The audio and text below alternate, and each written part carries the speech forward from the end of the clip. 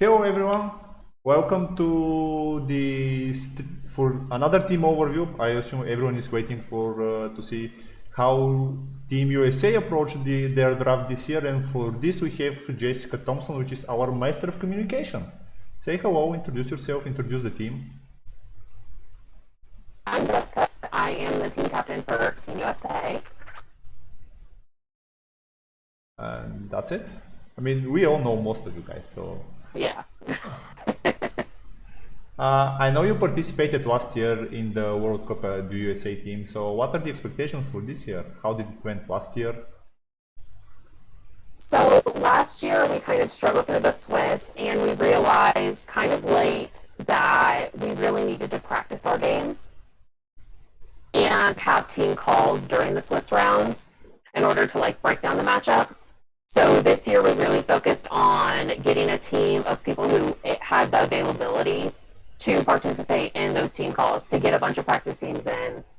Um, and yeah, that was a big factor was if you had the time to participate. Yeah, that's also a great. We this week, for example, we had a ton of unfavorable matchups, and we practiced Mm-hmm. like hell. So we won those matchups by some chance, a miracle. But we practiced a ton, so practice helps. Oh yeah, So it definitely does. and it is a if you want to perform, it is an endeavor. It's an adventure for definitely. So how did you draft the players this year? I see a different list this year. I think it's not the same as last year. Yeah, we set up applications and we kind of again uh, focused on that. You have to be able to participate. You have to be on these team calls. Like if you're not on the team call, if you're not participating in those practice games, like you will not be on the team. And then we used so once we had the applicants, which I think we got 15 or so, we put everyone through a equation, which is the equation that the Italian team used last year, I think. And it gave us a score, and then we just took the top nine, and then the next group were our subs, and then we had two other people who were just like helping us with building Okay. decks and everything. So can you share the equation? I don't know Uh, Italian's last year equation, so I'm pretty curious. How did you? Because yeah, USA is a what? pretty big meta as a whole, so Yeah, it has to do with drafting the billion points, and it's a weighted. It weights your tournaments of at least I think 20 players, and then within the last 2 years, I think we went. Maybe it was only 1 year. But I so believe that we're going to be posting teams on, or we're going to be posting calls from our team, and that kind of goes over the equation too. okay, so good to hear that. There looks like there is a lot of effort went into picking the correct number of players or the correct Yeah. bunch of players. Sorry, Alejandro. That's unfortunately Alejandro is saying that the voices are not that good. But Oh. that's what we have currently. Sorry about that. So, ban and restricted list. How does the US feel like it? Do you like it? Do you hate it? First time we have Um, bans. I mean, I think we overall we like the restricted list for the event. It definitely was difficult for some of the houses whenever we were building, um, but I think we got the best decks for each house. Mhm. So, and that's always our goal. Yeah, as James Walmsley mentioned yesterday, if you have a golden plethora of faction and gender combinations, why not use them? Yep. Looks like that's the. So, can you give us a little bit insight on agenda combinations? How are they approached? Was there any, for example, agenda that you knew you were going to play somewhere? Agendas that you not even were not even worth looking at? Yeah. Obviously, crossing was one of those agendas that we had a couple different houses looking at early on, as well as I think Prince was another one that we had a couple we were looking at for that.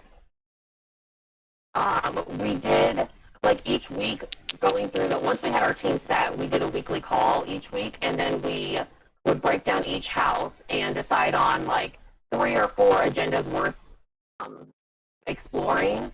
And then as we went, so then we built those decks that week, and then we play tested them, and then we'd come back the next week and say, okay, this didn't work. I think this could work though, or no, I think that this is the deck for this. Okay, so then considering that how big the US is as a players, and I also know that US is not very faction loyal. So was that some sort of factor? Because for example, we have like 10 players and we cover 6 factions without a problem. So other ones have to be rescheduled. But for example, we know who is the Martell player, who is the Stark player, who is the Greyjoy player from the start. Is that something that you had to deal with?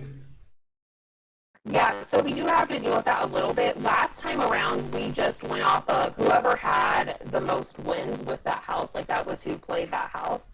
This time we were much more fluid about it. We're all deck building. We didn't determine final like who was going to play which house until probably the last call.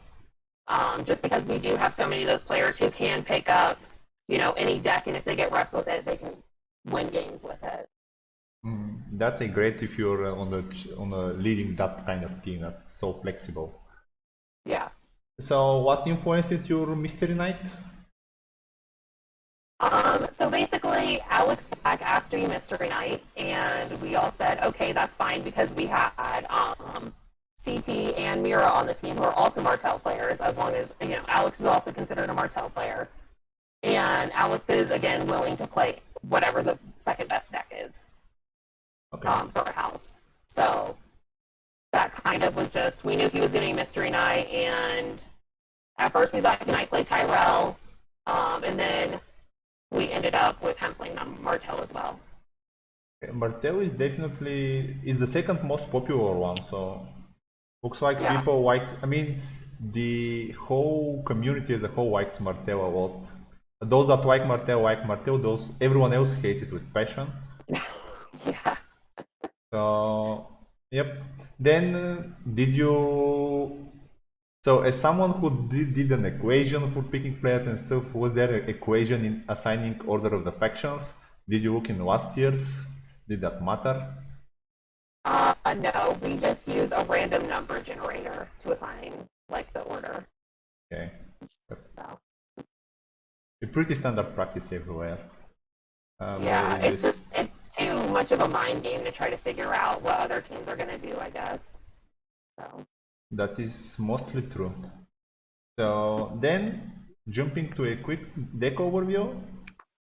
If you don't have them in front of you, they are on the stream as always. And first is Baratheon. Trading with Kuhor, no surprise there. But the surprise is your restricted card. So why Force March? So it was one of those cards that, Force March is just so powerful. And I think we messed around with having Great Hall at one point, but we realized like King's Road do it well, and you're not, with Baratheon Cohort, it's not a long game you're usually playing. So you're not going to need your Great Halls to be out there the whole time. Hopefully you're closing turn 3. So, and Force March just, pushes you over on. Best case scenario is definitely turn 3. We closed at turn 8 our game versus Builders, so still a lot of to be desired. So yep. So then neither Celise nor King in the North were in the consideration, considering how strong both kings are. I'm sure. I don't think we considered King very long. I think we just ended up deciding with playing out our money, playing a money plot, so that we can afford our bigger attachments and our big on the guys. Okay, yeah, makes sense. Next on the list we have, come on, switch. Greyjoy Prince, not crossing again. I mean, when everything started, I was 90% sure because it's going to be everything Greyjoy crossing. Looks like that's not the general opinion. So, and more in most of the other decks, other countries. So, because we are playing crossing, of course, we have a crossing player there. So that was the first deck we knew it's going there. But so why Prince? And why? So Greyjoy was one of the decks that we did consider crossing for. It was kind of between that and Stark that we were mostly looking at crossing, and we just, I mean, in the end, it just became so obvious that Stark really needs the crossing, and Greyjoy Prince is still really good. Yep. So then a small question: is it always Baywon? Are you considering another prince at some point? I think in general it's Balon, unless I think in the Builders matchup it's Victorian. Okay, makes sense. I'm always curious about the prince deck because there can be so many different approaches. In this deck specifically, we have Asha, which is a big control thing, handle finding what you need. Bayon just because you finish at turn 2, and Victorian for those occasion heavy bases. So, in general, pretty good array of characters that are Greyjoy has. So, no surprises. Next, one is Shadows. It says one is Shadows. It's Banner of the Kraken. Yeah. So I mean, it is. We basically consider it a Shadows deck, I guess, even though it's not a true Shadows. Considering that Exposed Duplicity is nowhere to be found, seems like to be a good approach, not even in the Reigns of Castamere decks, there is no Exposed Duplicity. Yeah. So then why the Banner Kraken, not for example Tyrell where Knight of Flowers just wins games instantly? Because Nighttime Marauders is just too broken. There are too many games that Colt just auto wins whenever he just hits the right Marauders at the right time and just clears half a hand. I wove the 3 times Nightfire in the deck. Also, there is no restricted card, not in court here. Yeah. Yeah. Okay. Taking useless slots. Who needs restricted cards? Yeah. We don't need it. It's fine. Yep. Then next we have Martell Wars to come. No surprise here. Yep. Again, actually I haven't, I mean I looked at the water, I see Naval, which makes my heart race. I love that bot. With Prince Doran Behates it makes a lot of sense. Then Begging Brothers is not that common, I think, although it's a great card we know. And I see in Doran's name. Why in Doran's name? That's not common at all. Is that the economy solution? Yeah, I mean, it helps with the econ. We were playing some bigger characters. So. Yeah, this is the Lords and Ladies. I mean, a little bit of everything, by the way, by the look of it. But yeah, that Viper is not cheap. No. Okay, so next should be the Mystery Knight, I think. Yep, Martel Wolf. This is Alex's deck, I think, right? Yeah. Can you tell us anything about why Martel Wolf, aside from very strong, or is that the only? Yeah. Well, Alex is a control player, so he was definitely on the Martell Wolf bandwagon pretty early on, and I mean, it just suits his play style. Yeah. So I think interesting. Definitely, Lisa is a great addition to the deck. Oh yeah. Solving those terrible matchups. And then World Venomous Blade. My match yesterday was versus Martel Wolf with my puny Conclave deck. And the first time I triggered Ghost of Highheart, it was Ward, Ramsey, Venomous Blade, Bolton Flare, and Rian Martel in the hand, and I was like, Yeah, so those are like table flipping situation. I know Fadi will deal with it. I mean, nothing I can do before complaining. Stop complaining, enjoy the show. Next, Kings of Summer, Nightwatch. I mean, Yeah. so is this the best Nightwatch deck at the moment? Or is I the mean, most consistent one? Because I think it's the most consistent one. I'm not sure if it's the best. Yeah, I mean, Builders is just such a, I guess, easy deck to slot into. And whenever you are playing in a meta that's not super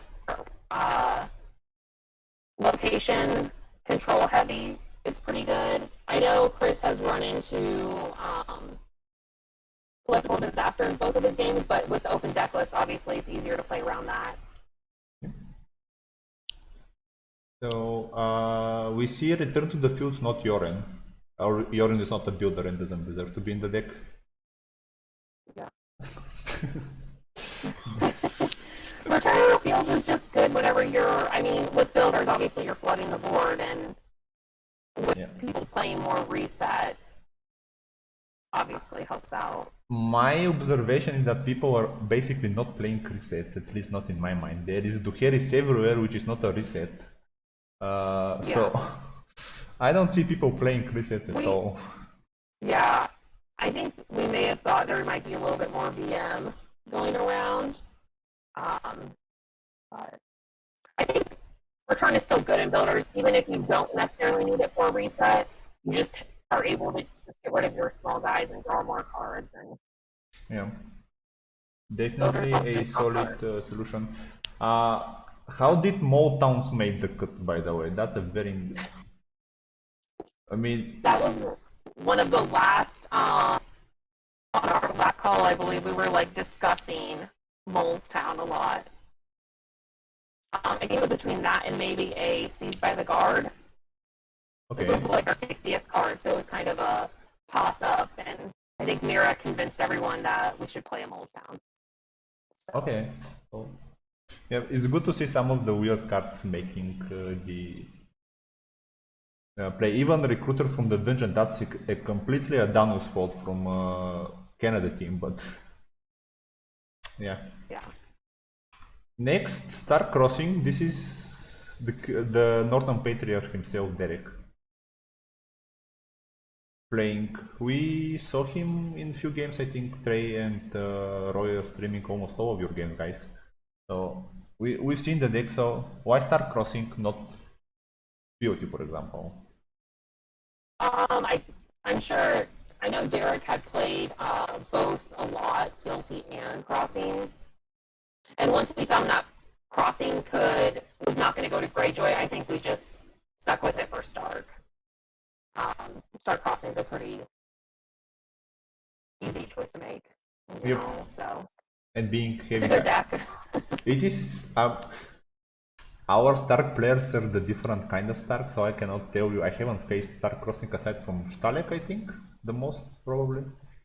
So I don't have that much experience versus it. I know how strong and how... I mean, every crossing is scary for me, so I... Oh, yeah. But yeah. Was there any other consideration other than Mira in the deck? Or that's just... I mean, Mira's really good, so I think it was always probably going to be her. Even whenever we were looking at Fealty, the deck was very similar to this build still. So.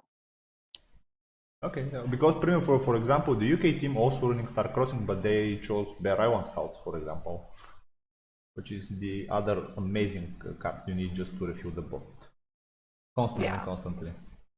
So next, Targaryen, obvious choice, Valyrian Steel. Interesting restricted card. Yeah, his is pretty good in Targaryen. He's good everywhere. Reducing the cost, yeah. Reducing the cost, and then also protection against those decks who are playing King in the North. Does this deck suffer that much from King in the North? I mean, you have Beggar King. You have Beggar King 4 times in the deck. So until Gifts gets restricted, it's... Yeah. Probably the best home for Valerian Steel. On that I completely agree. So who is the prince who came too late? Always Danny? Usually I think it's Danny. But again, with these kind of decks, like you can definitely grab someone else as needed. I don't see Drogo in the deck. Oh no, he's He's there. not. No, he's there. Yeah, He's there he's. yeah. So we. There's one. You can always grab a Drogon too if you're playing against a deck that has a lot of smaller guys. Alright, but I see Barristan, who's definitely the Voltron in the deck by himself as well. So that's also Oh, yeah. interesting to see. And even it's a 3 times. That's usually a melee card, not a joust card. But good to see, as mentioned, a lot of different decks making the cut. And last but not least, we have another Voltron. This time Renly. So why Banner Dragon, not White Book, or what else is good? Shadows, some type of shadows. I mean, it's essentially a more fair version of the Tyrell Dragon combo deck. So we can get the Queen's Guard on Renly and basically go to town and close really fast. And we finally see Kiki in the north here. Yep.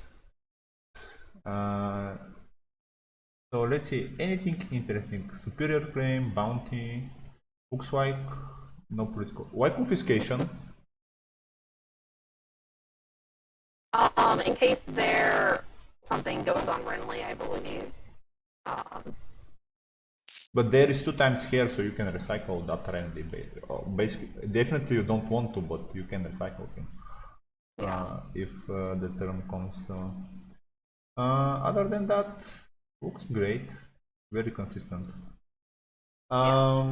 So thank you for the interview. Any closing words to aspire your team, threaten the opposition?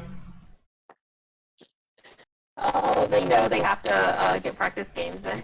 They don't need to be scared about it. We are going to be releasing our team calls though through our Zero Reserve podcast. So Oh, that will be forward to interesting that. to listen. Definitely going to curious to pick your brains to see what you guys think. Anything from the conclave? No, nothing. We're finishing up our constitution, and there might be stuff happening with the restricted list, but that's about it. Restricted lists are always exciting. So I know. thank you again. Thanks everyone for joining us, and we'll see you in like 5 minutes. It's the last game where we have Bulgaria versus Israel. We'll see Yotam's combo deck that we saw in Dance of Dragons, I believe, or some of the other neck tournaments. I don't recall where he comboed everyone in marshalling, so we'll see if he can combo us in marshalling. That will be an interesting game, I think, although he has a very tough opponent. But we'll be back shortly. Thank you, Jess, once again. Yeah, Bye thanks for bye. having me. Oh, it's a Bye. pleasure.